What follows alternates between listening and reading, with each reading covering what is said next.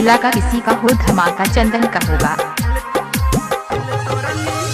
छोड़ी दिल तोरनी, छोड़ी दिल तोरनी दाते जोहरिया तब चल जाई है अपन ससुरारिया।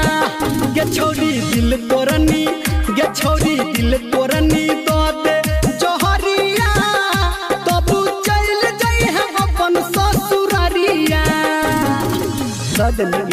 इलाका किसी का हो धमाका डीजे चंदन मुकेश का होगा।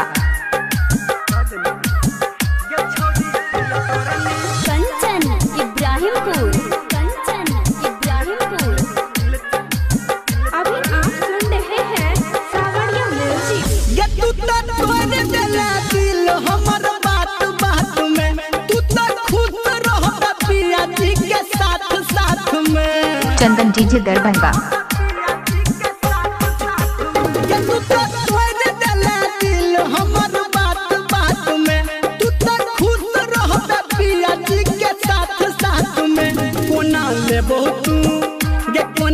बहुत बता दे खबरिया तब चल जाई है अपन ससुरारिया। गे छोड़ी दिल तोरनी, गे छोड़ी दिल तोरनी दो दे जोहरिया तब चल जाई है अपन ससुरारिया। बुझली गे कटैया चंदन डीजे दरभंगा।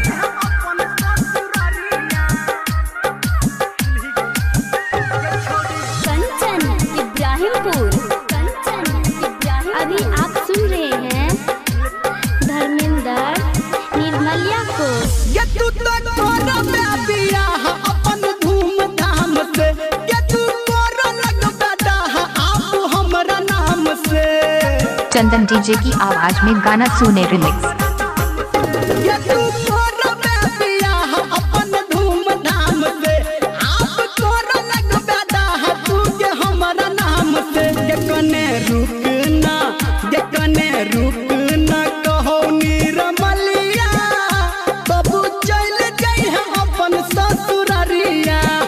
छोड़ी दिल तोरनी, ये छोड़ी दिल तोरनी दो दे जोहरिया तब चल जाई है अपन ससुरारिया। हार्दिक हार्दिक शुभकामनाएं चंदन प्रेमी डीजे का।